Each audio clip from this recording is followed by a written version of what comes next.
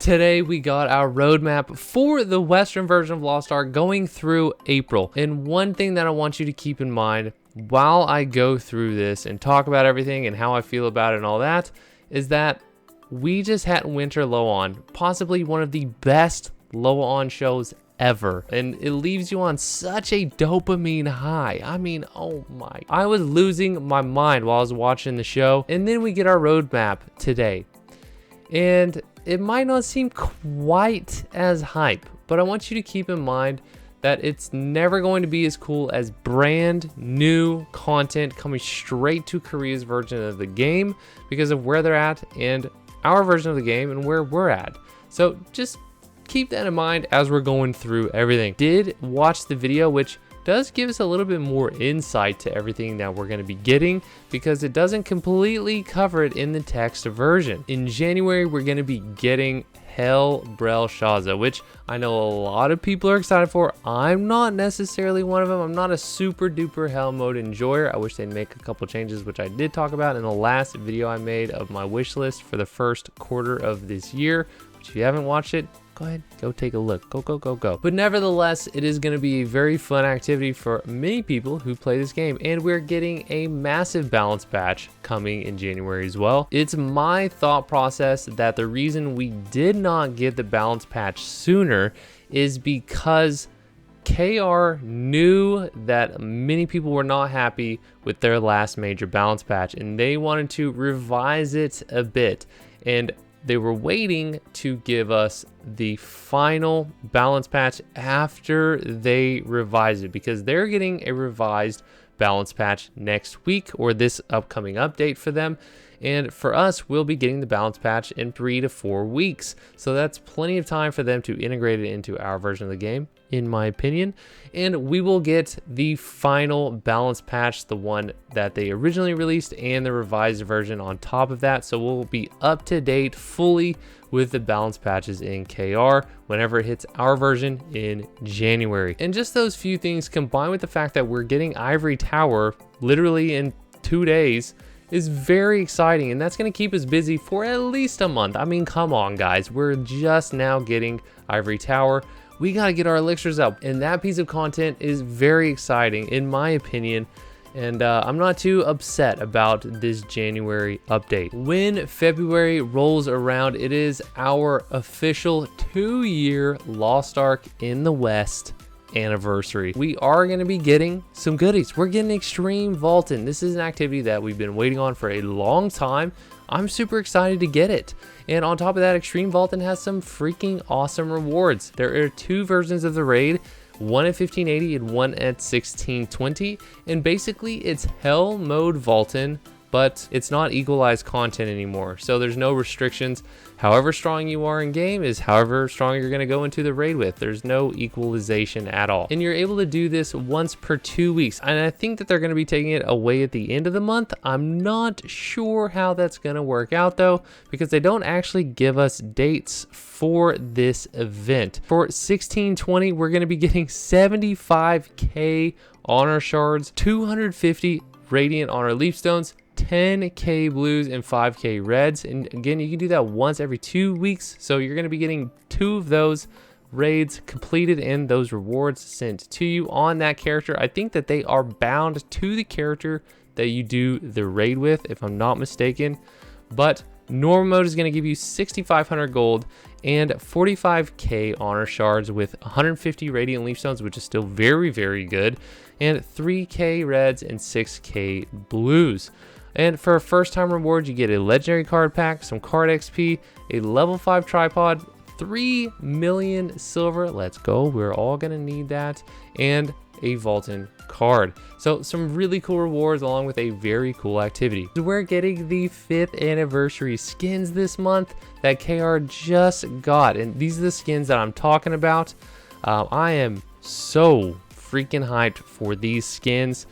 Personally, I really like the Slayer one. It's a very good skin. I'm honestly kind of tired of the outfit that she has right now. I want to get some more skins for her that actually look pretty good. The male fighter one looks very good, and that's going to be accompanying, possibly you might want to save this for the Breaker class that's going to be coming out in March, which I'll get into in just a second. And the female fighter one is also going to be sick. I think I'm going to have to get both of these for my Glavier. I'm not going to lie, I really like both of these. Another one that I'm going to definitely be getting is the Gunslinger one. I mean, come on guys, let's be honest. We're going to be getting this skin. And the Mage one, I really like this one. I don't play a Mage. I mean, I do play a Sork, but I'm definitely not going to be spending any gold to get her an outfit. But I do really think that this outfit is unique. And that's what I really like about it. The Assassin one, definitely going to be buying. Hopefully, Surge feels very, very good. It looks amazing.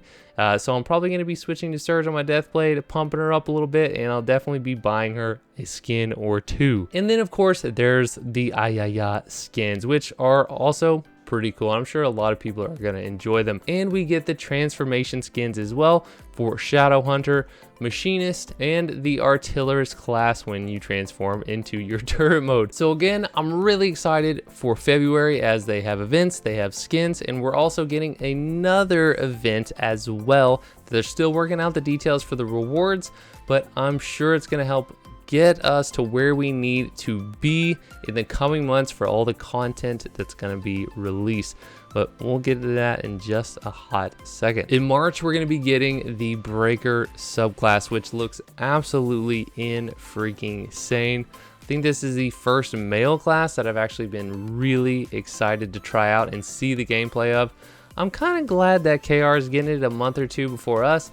That way I can really see it in action and see if it's a character I might want to put in my main roster, or if you guys have been watching me for any length of time, you know I have 2 or 3 rosters that I play at any given week. So I might be putting him in my second roster or my main roster. I'm not sure, but he looks absolutely insane from the trailers and looks really, really unique as he's a front attack fighting class. And along with that, we are getting another event, the Makoko Express event, along with a power pass, but in the video and in the text, it doesn't specifically say how juiced those are going to be and whether we're getting the 1415 power pass or if we're getting the 1460 power pass that is just released in KR. This one right here, in my opinion, I think we're going to be getting the 1580 Makoko Express event, which is going to be extremely hype because that event also has a built-in Path of the Soul Eater-esque progression event within that Makoko Express event, already baked in. So pray with me as we wish for the 1580 juiced event. Theamine is coming in April. That is why I think they're going to be giving us the juiced pass to help us get to 1610 in order to help us start doing Theamine on whatever character that we choose at that time. Really, the only thing I wish they would have changed about this entire roadmap is that they would have put Breaker in February instead of March. I'm not too bummed out about it because there's a lot of content between now and March. It seems to me like Extreme Vaulting could have been like a nice kind of break, so to speak, in March, where maybe you got a Breaker in February, you're hyped, you want to play him, you get Extreme Vault in the next month, so you know, maybe he becomes your new main, something like that. On top of that, we're going to be getting some story quests and the Theamine prelude because Big Daddy Theamine is coming in April. I believe that they are going to be giving us a lot of juice at the beginning of this year or through these first few months through events or possible honing changes, whatever it may be, because usually those things don't get presented on roadmaps. They're just on the monthly patches that they give out, or typically with honing changes, they tell you like the day before, or they don't say anything until the day of. It's not one of those things that they're going to tell us right away, hey, in February, we're going to be giving you a honing nerf, or hey, with this event, we're going to be giving you a ton of extra honing books to help you get there, or whatever it may be, right? We're not going to know that information until it happens. With Theamine coming so quickly, it's only 4 months between now and Theamine release, and if I'm not mistaken, I think Korea had like somewhere between 6 and 8 months. I could be totally mistaken, so if I'm wrong, please let me know down in the comments. But we're gonna have a much shorter amount of time between those two events to gear up with elixirs, get our gear ready, because they are releasing the original Thame mine at the original difficulty. It's going to be hard as hell. Even though we are going to have guides, we're going to know the mechs, all those types of things. This is one of the hardest raids that they've ever made, and is on the original difficulty. And the whole point of making this raid was to show how difficult it could be. That was one of the major points. So I am a little bit scared, I'm not gonna lie. I want to be in that raid, hard mode ready to rock and roll, and I'm freaking hyped that it's coming in April. I know a lot of people wish that it would come a little bit later or a lot later, and that the content is coming too quick. But again, I feel like they're going to be introducing some things to help out the more middle of the road casual player, not just the hardcore players like myself, to get to Thame mine, at least get to Thame mine normal with some relatively good gear so you can enjoy all the content. But of course, just like anything else, only time will tell. I can't predict the future. That's why I don't try to. But I can always get my hopes up. I do have a sunny disposition, so I tend to look on the bright side for pretty much everything that I'm doing. And I'm really hoping and believing that they are going to assist us in getting to those spots in the end game. And then guess what, guys?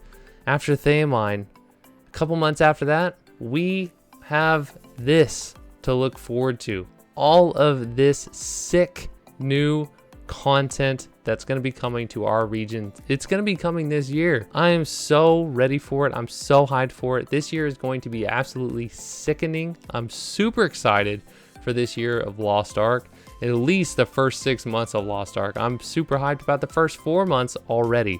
And like I said in the beginning of the video, you got to take in context that Korea just had one of the sickest low-ons ever, and then we get our update, and so it might not feel quite as hype, but overall we're still getting great content each month for the first 4 months of the year, and I'm extremely excited for it. But guys, let me know what y'all think about this roadmap down in the comments below, and overall maybe what you thought of Low-On as well. If you are excited, if you're hyped up about the first few months of this year for Lost Ark, and even in the future just got a glimpse of it from Low-On, then you're definitely going to want to subscribe to the channel. I'm going to keep you up to date with everything, and there's going to be plenty of Lost Ark content here. So make sure to sub to the channel. And if you want to watch me live, I am live on Twitch and YouTube every Sunday for about 6 or 7 hours. We have an absolute blast. So if you'd rather watch me live, or if you just want to go over there and give me a follow on Twitch, that way you can be notified when I do go live on Sundays, then go ahead and go do that. The link is in the description below. Also, I have an amazing community Discord that is just that. It's for the community. It's not necessarily just about myself. Of course, I am in there. I'm active. I do talk to people, but I want to be a cool, safe, positive, awesome, fun environment for everyone else in the Lost Ark community. So if you're not in a place like that on Discord already, come on over. You are welcome. And guys, that is the end of this video, and I will see you on the next one.